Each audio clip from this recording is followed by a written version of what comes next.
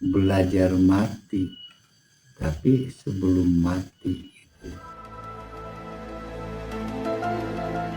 Ya, tadi kalau cerita tentang mati suri itu saya dapatkannya tadi dari film The X-File tadi ya. Lalu belakangan juga di YouTube juga Bapak waktu itu menteri mungkin ya, Mahfud MD itu, dia di dalam salah satu dongengnya menceritakan tentang satu buku 100 orang mati suri, di situ cerita pengalamannya. Jadi dari cerita-cerita itu juga mungkin mudah-mudahan keimanan kita terhadap rukun iman yang keberapa itu ya, kelima atau keenam gitu ya, bahwa manusia itu nanti akan mati begitu ya.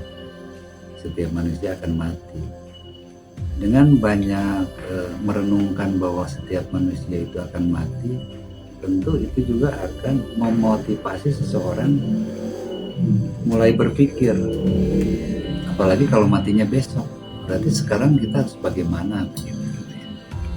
Nah, itu juga kejadian-kejadian yang saya alami seperti itu tuh memotivasi saya untuk selalu mencari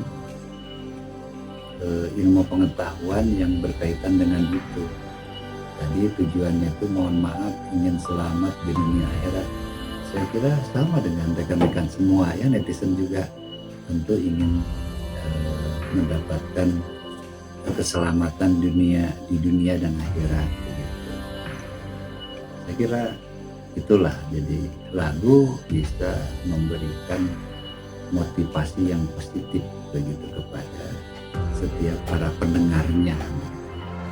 Salah satu sepak terjang saya juga kebetulan saya mempelajari di dalam agama itu ada yang berkaitan dengan ilmu yang berkaitan dengan mati. Jadi kalau mati suri itu boleh dikatakan sebuah given.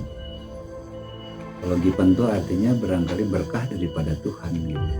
Tetapi sebetulnya di dalam keilmuan itu bahwa mati suri juga bisa dipelajari, diupayakan. Jadi barangkali rekan-rekan semua juga pernah mendengar yang namanya antal mautu qoblal mautu gitu. Artinya kita itu belajar mati, tapi sebelum mati gitu. Mungkin untuk mengenali hal itu Anda boleh menanyakan kepada para ahli agama, para ahli spiritual. Biasanya mereka juga akan memiliki pengetahuan seperti itu ya. Biasanya ada di dalam tingkatan keagamaan yang dinamakan tarekat ya. Jadi di dalam tarekat itu akan diajarkan belajar mati sebelum mati, karena pengalaman mati itu bisa banyak merubah kejiwaan seseorang. Orang yang tadinya mungkin negatif juga lama-lama kalau sadar mati biasanya akan berubah menjadi orang yang baik.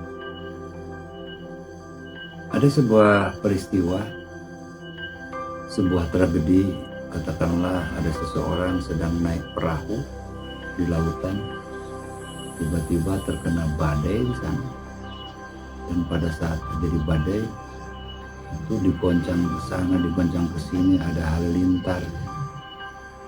Kadang-kadang orang keimanannya itu tersadar gara-gara sebuah tragedi seperti itu, seolah-olah mati itu sudah dekat begitu.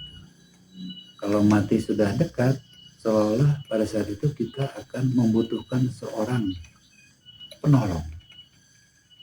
Siapa lagi yang bisa menolong kita di dalam keadaan seperti itu kalau bukan Tuhan yang Maha Kuasa?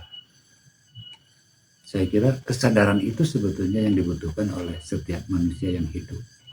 Jadi ketika kita menghadapi kesulitan, bencana apapun, kita selalu mendekati ke sosok yang Maha Penolong tadi gitu ya. Nah, kalau itu sudah terbiasa, kita tidak usah menunggu tragedi dulu, tidak usah menunggu kecelakaan dulu begitu ya. Seharusnya itu dapat mengisi di dalam ruang kejiwaan kita ya. Bukankah itu dalam pengertian orang yang ihsan gitu. Jadi ihsan itu artinya kita ini selalu merasa selalu dekat dengan sang kolektif gitu ya. Saya kira penjelasan dari saya itu kira-kira.